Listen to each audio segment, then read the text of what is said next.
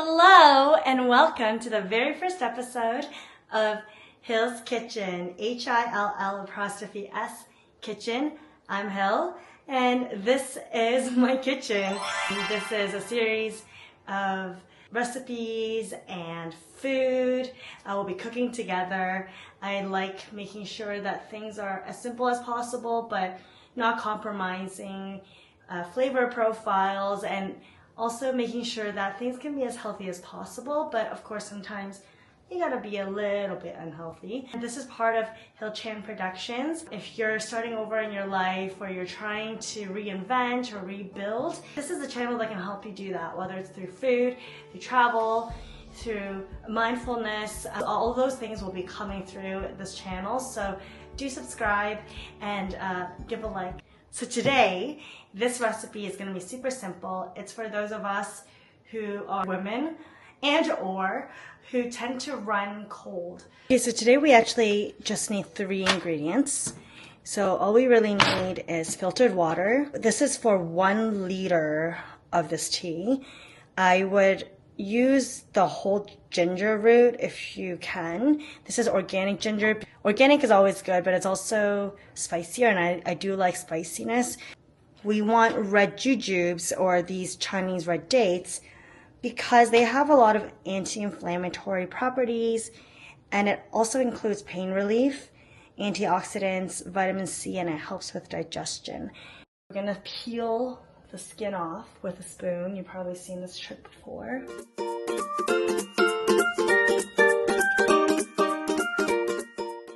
So we're just gonna put in the ginger along with the jujubes before the whole pot comes to a boil.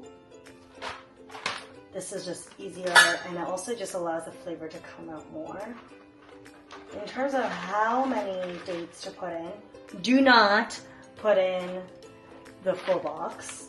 You really just need 2 to 3 handfuls of the sliced ones. It takes around, I would say, 10 minutes for the flavor to really come through in the boil. Okay, so right now our dates and ginger and water, it's boiling together, and again, this is for 1 liter.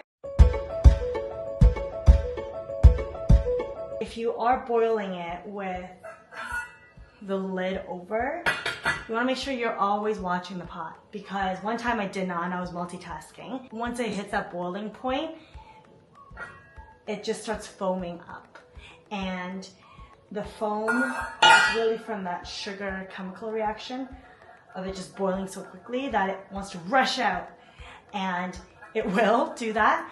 So you want to make sure you avoid that as much as possible. So I would actually do it with the lid off unless you're trying to speed up the boiling process, because right now it's already boiling, and I have it on high heat.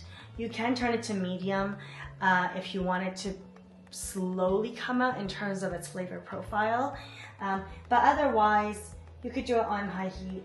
Depending on whether or not you are a big fan of spice and sweetness will determine when your tea is done.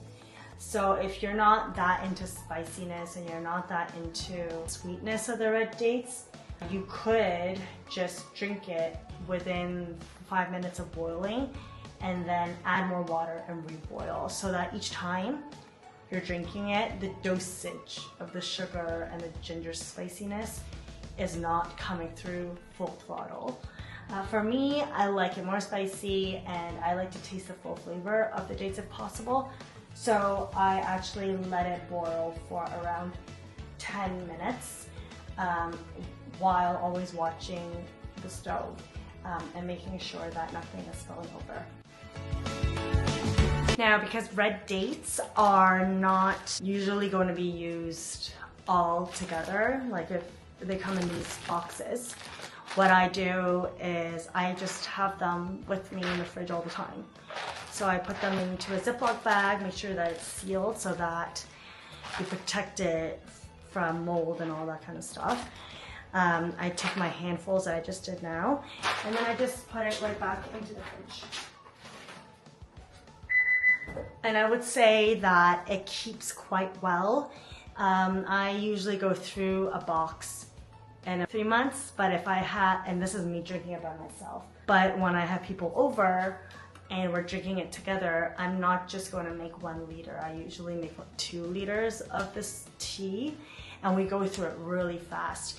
One time I was with a family of 5, with my cousin and her family, and I made it for us. And I think between me and her, we finished the whole box because we drank it every day because we were taking care of sick family members.